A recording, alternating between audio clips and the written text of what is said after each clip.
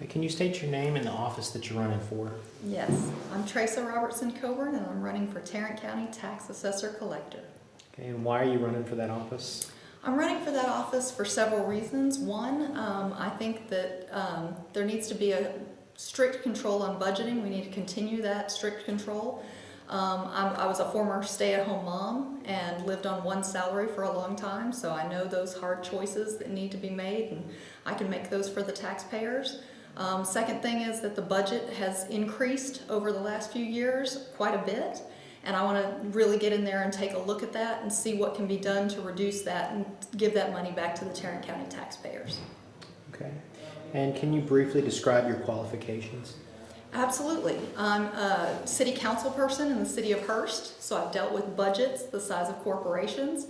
I am familiar with the budgeting process, and even though the cost of running a city has been going up, I voted to reduce property tax rates in Hurst every year.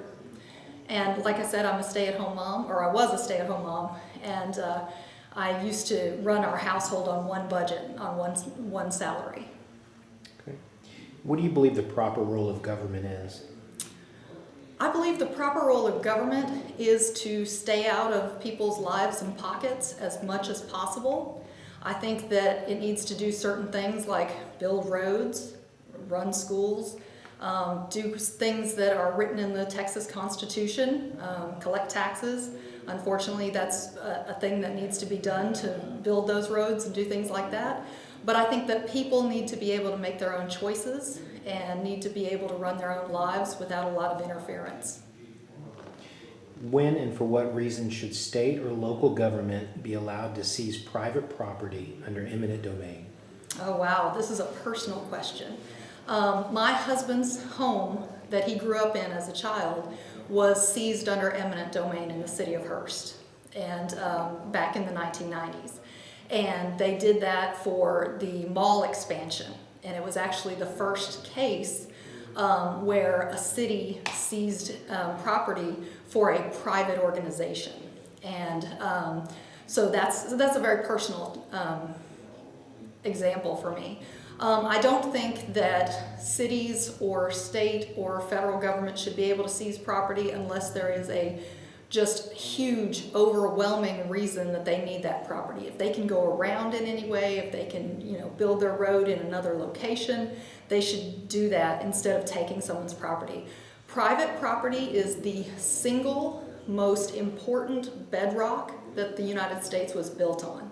And so that's a huge thing. Okay. Is Texas in need of civil asset forfeiture reform? Absolutely. I know that there were situations where people's assets have been taken from them when they were just accused of crimes. And so that is a major problem. We're innocent until proven guilty in this country. And so you shouldn't have anything taken from you unless you've been proven that you, beyond a reasonable doubt, that you have committed a crime. What is your position on marriage rights? What do you mean by that? It's kind of an open-ended question to answer. Okay. Yeah. Okay. I'm a believer in marriages between a man and a woman. And that's, I'm a faithful Christian. That's just the way that my religion bases things, and that's how I feel about that. Okay. What are the top 3 issues for your campaign? Top 3 issues. Number 1 is the budget. I want to take a look at that and really see a lot of the stuff that's been increased in the budget is because of technology, increasing technology in the tax office. And that's wonderful to try to take away that, the highest cost in the tax office is face-to-face interaction. So anything we can increase with technology actually helps with the cost. So that's wonderful, increasing technology in there, but that's not a good thing if that's a one-time outlay and then it stays on the budget. So I want to really get in there and look at that. Second is the Department of Motor Vehicles in the state does not pay its fair share to Tarrant County for motor vehicle registrations. Tarrant County taxpayers subsidize that for about the tune of $400,000. And so that's a lot of money. I would like to pursue that with the Department of Motor Vehicles and see if we can get that back. Unfortunately, right now, they treat every county in Texas, all 254, equally, and that really kind of shafts the urban districts, the urban counties. And what do you believe are the top 3 things that make you more qualified than your opponents? Top 3 things are: 1, I absolutely have experience. I deal with budgets. I've lowered property tax rates. So that's 1. Second thing is strict budgeting. I've had to make hard choices for my own family, and I would make hard choices for the taxpayers. And the third is, I'm blanking on this. The camera's making me nervous. And the third is just that I want to get in there and be a voice for the taxpayer. And I think that the tax collector should absolutely be, what's the word, should be more of a representative for the taxpayer in several situations. I think one is on the appraisal board. I agree with Ron Wright that the tax assessor collector should absolutely have a vote on the appraisal board as the voice of the people. And also I think that the assessor collector should be doing a lot more with representatives and senators in Austin to talk about property tax reform. Okay. And can you describe your political experience, any experience as an election volunteer, staffer, candidate, or office holder, and any candidates or office holders that you've worked for or volunteered? Okay. I ran my own election a couple of years ago, and so I was elected in the city of Hearst as a city council member.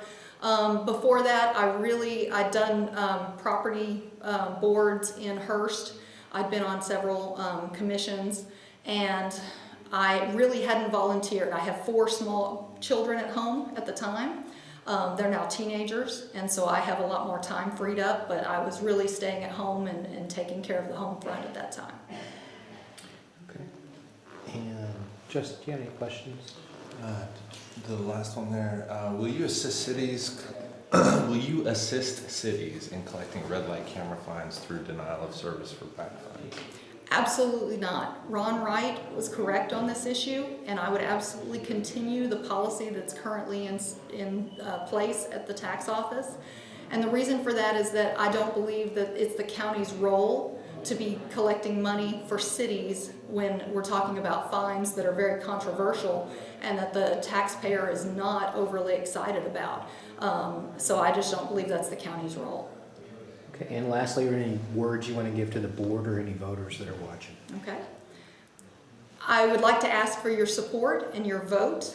I believe I'm the most qualified and most exciting candidate in this race. I would like to tell you that I'm going to be a strong voice for the taxpayer. I'm going to take care of the tax office administratively, but I'm also going to be the person who can stand up and say when things need to be changed. Okay. And do you have a website? Yes, my website is www.trasarobertsoncobern.com.